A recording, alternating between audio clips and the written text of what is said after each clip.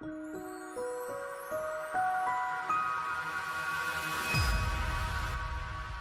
welcome back to another edition of Laws and Sausage TV, where we bypass the talking heads of cable news and the psychosis of social media, and we take you behind the scenes to see how the sausage actually gets made in the world of politics. I'm your host, Brian Trasher.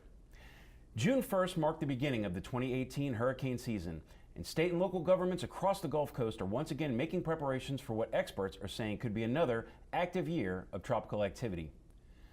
But this time of year can also bring heavy rains that are not associated with tropical systems.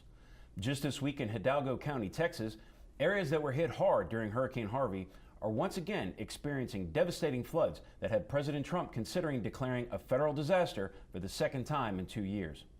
Joining me today to talk about the types of rescues that occurred during these flash floods are Paul Frazier and Tatiana Bagalt of Gulf States Dive and Rescue. Welcome to the program, folks. So Paul Frazier, you're the Director of Operations for Gulf States Dive and Rescue. Tell us a little bit about the organization. Gulf States Dive and Rescue is a 501c3 not-for-profit organization. We were initially conceived during Hurricane Gustav while we were embedded with the New Orleans Fire Department to give them a hand after what they had sustained after Katrina. We've built and grown into a system that provides marine safety and water rescue training and services. Everything from training firefighters, first responders, police and law enforcement and EMS to actually providing water safety training to civilians as well. Okay, so how many people are on your team, and kind of what functions does each of them serve? Our not-for-profit is pretty scaled down to reduce how much outflow we've got, but for the most part, most of our guys are what we consider PRN, where they all have full-time jobs. A lot of them have part-time jobs as well, but when we need them to come in, they'll come to us. And generally we have between 25 and 35 really dedicated guys that we've picked up over the years that have the qualifications, the training, the practice, the experience, and the judgment that we require to be able to go out in dangerous situations like this. Right. Now, Tatiana, I know you were formerly with the Red Cross. You have a lot of disaster management experience. What role are you playing directly with Gulf States? Currently, I hold the position of External Relations Officer and also an EOC liaison, which is in moment of disaster. I actually occupied a chair, if given the permission, and also with the partnership with the Homeland Security on any of the parishes to respond alongside with the team.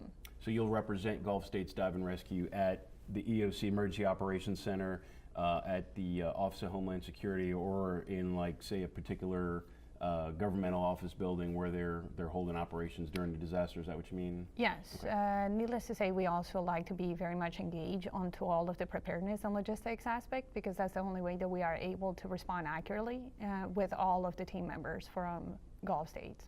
Now, do you guys find yourselves doing more of your activities during an actual natural disaster, or is there times during other types of weather events where you get called in? Over the years, we actually became very active with the community several years ago, in about 2004, 2005, when we assisted with the recovery of Captain E.J. Fredericks of the New Orleans Fire Department. So our top water rescue capabilities are extensive, but we also offer a subsurface or dive capability as well. In regards to our practice and experience, we do a lot of training. We've trained dozens of the fire departments, National Guard, Louisiana Task Force teams. So our ability to continue to train gives us the additional experience to go out and do the more complicated technical rescues, just because we do it on a regular basis during training. Would you guys supplement like a sheriff's dive team in the event of like a plane crash or an aircraft going into making a water landing or anything like that? We actually provided marine safety and dive services for the U.S. Navy not too long ago in 2010. Lieutenant Clinton Wormers was doing a training flight and unfortunately had a water landing in heavy fog just outside of the Lakefront Airport, and we were actually the ones who went out and discovered him and brought him home. But we provide support services for a lot of the agencies out here, whether it's Jefferson Parish Sheriff's Department, St. John the Baptist Sheriff's Department. We try to bring in aspects of not just our ability and resources and what's in our toolbox, but also relationships as well. So Tatiana, as the External Relations Officer, walk us through some of the preparations you've made now that hurricane season has started.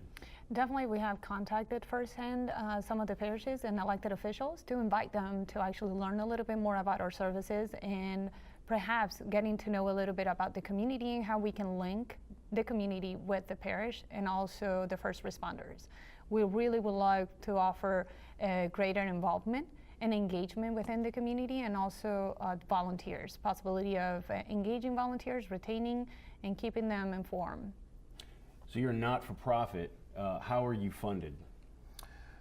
We are funded by the generosity of those who appreciate what we do and understand that providing the closure for a family is a critical and difficult need. And fortunately, we've had individuals who've taken the opportunity to say, look, we may not be able to help you out with skills or workmanship, but we can help you with some monetary funds. And those funds help us provide fuel for the boats, insurances, the things that we need to have to be able to function as an organized asset. Right. Do you receive any government funding at all? We are eligible for government funding. At the moment, Gulf States Dive and Rescue has been pretty self-sufficient as much as we possibly can. We try to reduce the burden on government, not just during times of crisis, but also on the taxpayers as well.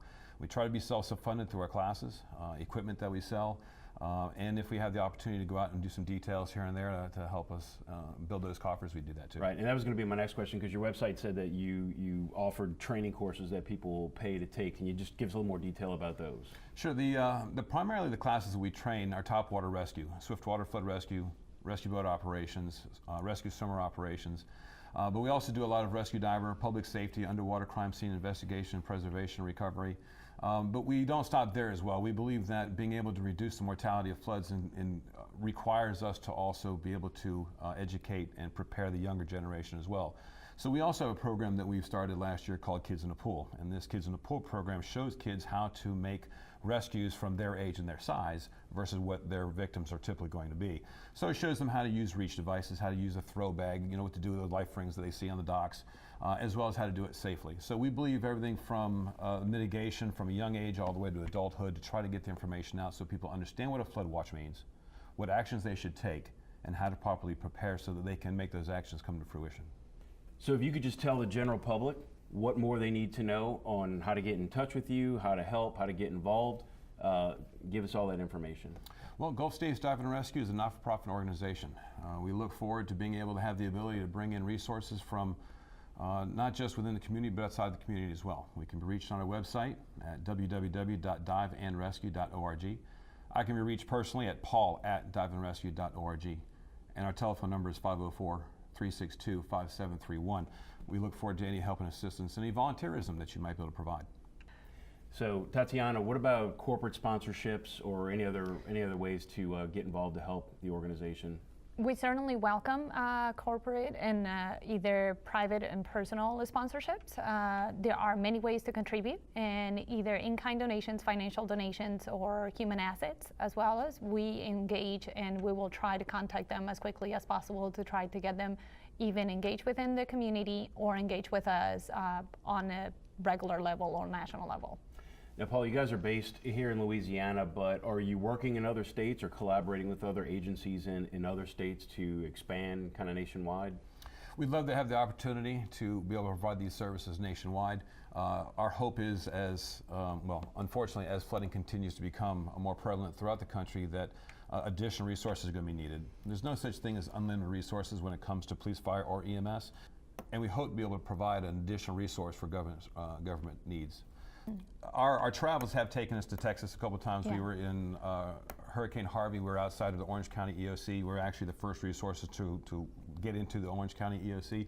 So we had 5 boat teams that went out there and provided water rescues during that flooding in Vitter, Texas, and around the Orange County area. We've also been to Texas. I was in Texas for deployments after Hurricane Rita as well, and we made flood rescues from nursing homes out there. And then I've been asked and offered the opportunity and have been to Vermont to witness the devastation of Hurricane Irene. So we try to bring a lot of that training, practice, and experience that we've gained over the years in travel, as well as water rescues, both on details, the motion picture industry that we do, and live details, to bring it all together for the training that we do. Yeah, I know in past we've seen disasters that involve flooding, and you get a lot of volunteers that go out and try to do independent rescues, which local government agencies they appreciate, but a lot of times they end up with folks who are not CPR certified, maybe don't have the specialty skills. So maybe perhaps that's where an organization like yours could come in and be kind of like a go-between between the government and the volunteers, people who have good hearts and really want to help but don't have the training they need to really not get in the way. Sure. When you look at the disciplines of rescue, especially when you talk about structural collapse, hazmat, trench rescue, these disciplines have some very technical aspects to it. Water rescue is a technical rescue. Sometimes we lose sight of that because we play with it so often and we have the chance to go out and we have our boats and our toys. But in reality, when we're talking about flood rescue, and we're talking about somebody who has a boat and they may have been operating since they're 12 years old, but it may not be the appropriate vessel for the environment. Another time, sometimes our eyes are bigger than our stomachs, so to speak. We see all the people that need to be rescued, we put them in our boat, and then we don't have enough power to get to where we need to go with the victims. So there are things that a lot of times the civilian aspects don't understand, they don't consider, but we absolutely embrace and encourage the volunteerism of the civilians. And we want to help them to get to where we can work hand in hand with local government resources. Great. All right, well, thank you both for being here. Great, thank you very much. All right, well, that wraps up another edition of Laws and Sausage TV. I want to thank the folks from Gulf States Dive and Rescue for stopping by, and we hope that all of you stay safe this hurricane season. If you like these episodes, please like and share on whatever social media platform you're watching, and feel free to leave your comments below.